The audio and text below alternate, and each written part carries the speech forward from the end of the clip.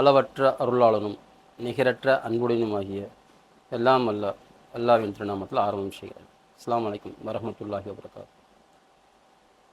ஏற்கனவே அல்லாஹ்வுடைய கிருபையை கொண்டு நம்ம பிஸ்மில்லாவை பற்றியும் அல்ஹம்து சூராவை பற்றியும் பார்த்துருக்கோம். அதே சமயத்தில் அதுக்குண்டான அச்சரங்களும் இனிமேல் இன்ஷா அல்லாஹ் வர ஆரம்பிக்கும். இப்போ நம்ம பார்க்க போகிறது சூரா இக்லாஸை பற்றி பார்க்க போகிறோம். அல்லாஹ்வுடைய கிருபையினால் இன்ஷா அல்லாஹ் அதனுடைய தர்ஜிமாவோட பார்க்க போகிறோம். அதன் பிறகு வீட்டிலேயே வச்சு நம்ம என்னென்ன பொருளை வச்சு வைத்தியம் பண்ணிக்கலாம் அப்படின்றதையும் நம்ம பார்க்கலாம் இன்ஷா அல்லாஹ். அவுஸு பில்லாஹி மினஷ் ஷைத்தானிர் ரஜீம். பிஸ்மில்லாஹிர் ரஹ்மானிர் ரஹீம். குல் ஹுவல்லாஹு அஹத். நபியே நீ கூறுவீராக, அல்லாஹ் அவன் ஒருவனே. அல்லாஹ் சமத், அல்லாஹ் எவரிடத்திலும் தேவையற்றவன். லம் எலித் வலம் யுலத், அவன் எவரையும் பெறவும் இல்லை, எவராலையும் பெறப்படவும் இல்லை. வலம் யக்குன் லஹு குஃப்வன் அஹத், அன்றியும் அவனுக்கு நிகராக எவரும் இல்லை. அல்ஹம்துலில்லாஹ். இந்த சூராவனுடைய விஷயங்கள் நிறைய விஷயத்துக்கு இந்த துவா பயன்படுது. இக்லாஸ்ன்னு சொல்லும் போது இது துவாவாகவும் கருதப்படுது. இந்த இன்னைக்கு தொழுகையிலையும் இது ஏற்றுக்கப்படுது. நபி ஸல்லல்லாஹு அலைஹி வஸல்லம் அவங்களுக்கு இதை அல்லாஹ் தஆலா 7 சிறிய துவாக்கள் அப்படின்னு சொல்லிட்டு இறக்கி வச்சுருக்காங்க. அல்ஹம்துலில்லாஹ். இந்த துவா ஓதும் போது, அதாவது முடிச்சுகள் அவ்வளோத்துக்கும் இந்த துவா தேவைப்படுது. அல்ஹம்து சூராவோட சேர்த்துக்கலாம், இதையும் சேர்த்துக்கிட்டு நம்ம ஓதலாம் இன்ஷா அல்லாஹ். இப்போ அதே மாதிரி இன்றைக்கி ஒரு கஸ்டமர் காலில் ஃபோன் போட்டாங்க. ஃபோன் போட்டு இந்த மாதிரி சூனியம்னு சொல்கிறாங்கல்ல, அப்படின்னா என்ன அப்படின்னு கேட்குறாங்க. சூனியம் அப்படின்னு சொல்கிறது வந்து குர்ஆனுடைய அடிப்படையில் மூசலாஸ் காலத்துலேருந்து நிறையாவே இருக்குது. அது குர்ஆனுடைய அடிப்படையில் எக்கச்சக்கமான விஷயங்கள் இருக்குது. சில பேர் அது இல்லைன்னு சொல்கிறாங்க, சில பேர் மறுக்கிறாங்க. அதெல்லாம் இருக்குது.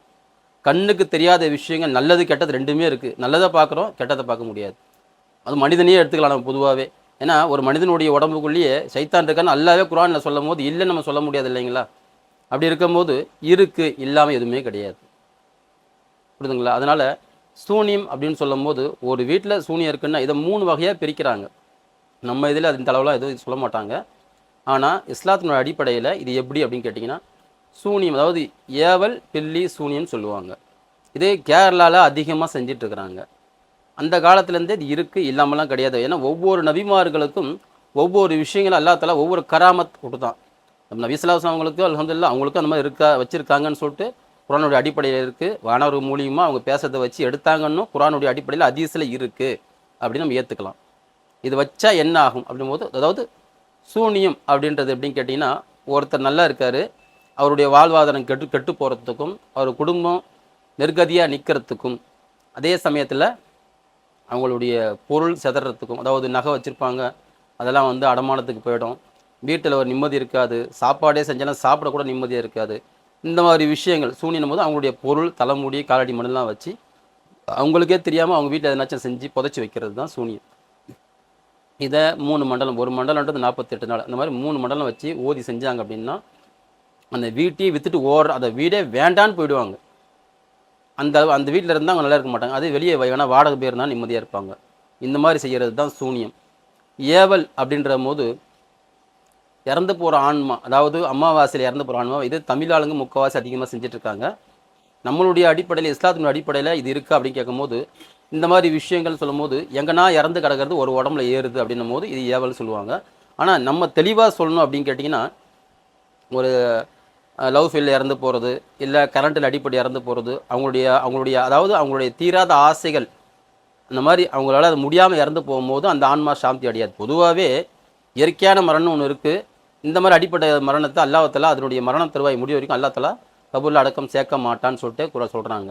அப்படி இருக்கும்போது இந்த மாதிரி இருக்கிறத என்ன பண்ணுவாங்க, இந்த மாதிரி தமிழ் இதில் செய்கிறவங்களாம் என்ன பண்ணுவாங்க கேட்டிங்கன்னா, அதுக்கு இந்த சுடுகாட்டில் எரிய வைக்கும் போதே அந்த ஆன்மாவை அந்த ஆன்மா ஆகப்பட்டது அந்த உடம்பை சுற்றி வரது உடம்புக்குள்ளே போடுறதுக்கு வரும். இறந்துட்டோன்னு தெரியாது, போடுறதுக்கு வரும்போது அப்போ இவங்க என்ன பண்ணுவாங்க, அவங்க அந்த கோழி ஆடெல்லாம் வச்சுப்பாங்க, அதை அறுத்து பலி கொடுப்பாங்க.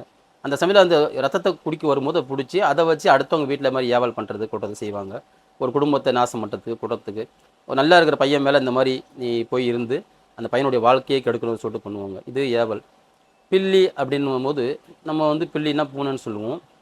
ஆனால் அது எப்படின்னு கேட்டிங்கன்னா மிருகத்தின் மூலிமா செய்கிற வேலைகள். அது இறந்து போன மிருகத்தின் வச்சு அதை செய்கிறது. ரெண்டாவது நல்லா போன மனுஷன் மாடு முட்டி இறந்து போனாமா அப்படின்னு சொல்லுவாங்க. நாய் கடிச்சு இறந்து போனோமா, 4 நாய் சேர்ந்து கடிச்சிச்சு பையன் இறந்துட்டாம்பா, இந்த மாதிரிலாம் நிறையா சொல்லுவாங்க. இதெல்லாம் வந்து இந்த மாதிரி சில விஷயம் செய்கிறது தான். ஆனால் இன்றைக்கி தெருவாட நிறையா நாய்களே குழந்தைங்களை கடிக்குதுன்னு சொல்லிட்டு நம்ம நிறைய யூடியூப்பில் பார்த்துட்ருக்கோம். அதனால் நம்ம விஷயங்கள் நம்ம கரெக்டாக இருக்கணும். இருந்தால் இந்த மாதிரி விஷயங்கள் நமக்கு பார்த்துட்ருக்கோங்க. நன்மையானதுக்கு மட்டும் தப்பானதுக்கு நம்ம பார்க்குறது கிடையாது. நன்மையானதுக்கு வேணும்னா அல்ஹம்துலில்லாஹ் இன்னும் நம்ம நம்பரை தொடர்பு கொண்டு நீங்கள் வந்து பார்த்துக்கலாம் இன்ஷா அல்லாஹ். இதே மாதிரி வைத்திய சுருக்கம்னு சொல்லிட்டு இப்போ நம்ம போட ஆரம்பிக்கிறோம். அந்த வைத்திய சுருக்கம் அப்படின்னு சொல்லும் போது நம்ம வீட்டிலேயே இருக்கிற பொருள் வச்சு வைத்தியம் பண்ணிக்கலாம் அப்படின்னு சொல்லிட்டு.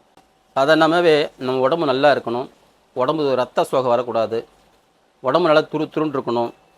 அதே மாதிரி இயற்கையாக உடம்பு வந்து நோய் எதிர்ப்பு சக்தி நல்லா குணமாகணும், நோய் எதிர்ப்பு சக்தி நல்லா இருக்கணும் அப்படின்னா காலையில் இரவு அந்த மாதிரி சமயங்களில் 1 டம்ளர் பால், பசும்பாலில் 2 டீஸ்பூன் தேன் கலந்து காலையிலையும் இரவும் சாப்பிட்டு வந்தீங்கன்னா உடம்பு பலமாகவும் திடகாத்திரமாகவும் இருக்கும், பலகீனம் எதுவும் இருக்காது.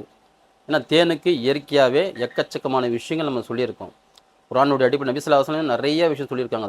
தேனை வச்சு என்னென்ன பண்ணலான்னு சொல்லிட்டு நம்ம இன்னும் தினம் உங்களுக்கு இன்ஷா அல்லாஹ் அதிகமான இது யூடியூப்பில் வரும் உங்களுக்கு. அந்த தேனை வச்சு நம்ம என்ன செய்யலாம், இந்த மாதிரி நீங்கள் பால் கூட சேர்த்து சாப்பிடும் போது ரத்த சோகையை குணமாயிடும்னு சொல்கிறாங்க. ரத்த சோகை அது குணமாகும் இன்ஷா அல்லாஹ். அதே மாதிரி தும்பை பூ அப்படின்னு சொல்லிட்டு பூ இருக்குது, அது நாட்டு மருந்துகளாக உங்களுக்கு பவுடராக கூட கிடைக்கும். அது கூட நீங்கள் தேன் சாப்பிட்டு நீங்கள் அல்ஹம்துலில்லாஹ் நீங்கள் சாப்பிட்டு வந்தாலும் அல்ஹம்துலில்லாஹ் உங்களுக்கு உடம்பு வந்து நல்ல குணமாக இருக்கும். தொண்டையில் இருக்கிற புண்ணு, வயிற்றில் இருக்கிற புண்ணு, அல்சர் விஷயங்கள் எல்லாமே குணமாகிறதுக்கு நிறைய வாய்ப்புகள் இருக்குது உங்களுக்கு. இதை நீங்கள் பயன்படுத்திக்கிட்டு வாங்க இன்ஷா அல்லாஹ். அல்ஹம்துலில்லாஹ். அதுக்கப்புறம் நம்ம வந்து 113வது வசனமாகிய சூறாவை நம்ம பார்க்கலாம் இன்ஷா அல்லாஹ்.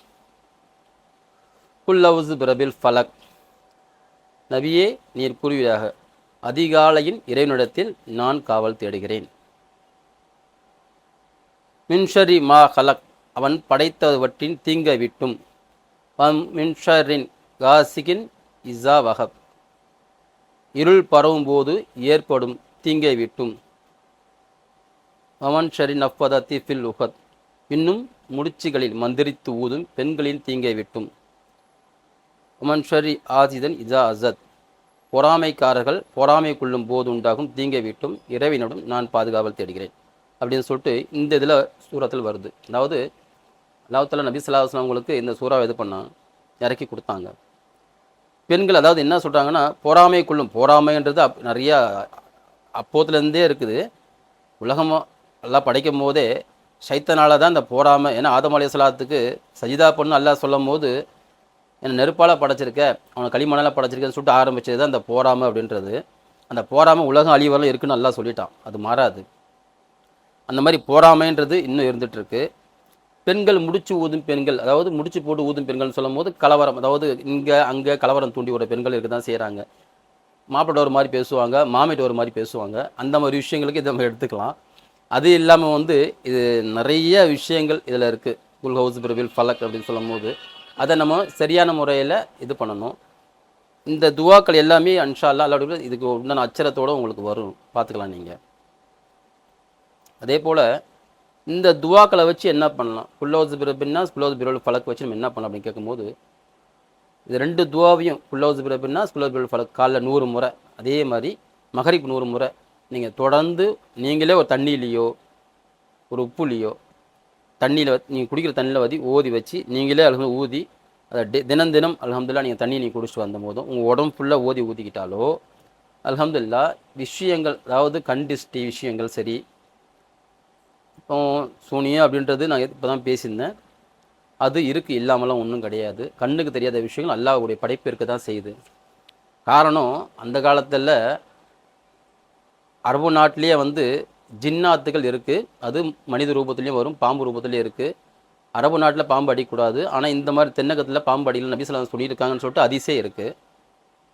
அதனால் இந்த மாதிரி சில இதெல்லாம் வந்து இப்போ இவங்க பண்ணிகிட்ருக்குறாங்க. அதனால் அந்த விஷயங்கள் இருக்குன்னா இருக்க தான் செய்யுது, இல்லாமலாம் கிடையாது. ஏன்னா நபிகள் நாயகத்தை தாக்க ஜின்னே வந்துச்சு, அது அதிகமான அல்லாஹ்வுடைய கிருபையில் நல்ல பவராக இருக்கிற ஜின்னுன்னு சொல்லிட்டு இது பண்ணும்போது ஜிப்ரீல் அலைஹிஸ்ஸலாத்து இந்த ஒரு துவா ஓதி இது ஊதுங்கன்னு சொல்லியிருக்கிறாங்க. அந்த ஜின்னு அவ்வளோ வலியாமல் இந்த ஜின்னு வலிமை வாய்ந்தது, நெருப்பால் படைச்சிருக்கான்ல. அது நபி ஸல்லல்லாஹு அலைஹி வஸல்லம் அவங்கள கொட்டுறதுக்கே வந்துச்சு அந்த ஜின்னு. அதுக்கப்புறம் தான் ஜிப்ரீல் அலைஹிஸ்ஸலாத்து அவங்க சொல்லி அந்த துவா மூலியமாக அந்த ஜின்னை அவங்க அல்லாஹ்வுடைய இதில் எரிச்சாங்கன்னு சொல்லிட்டு வரலாறு இருக்குது.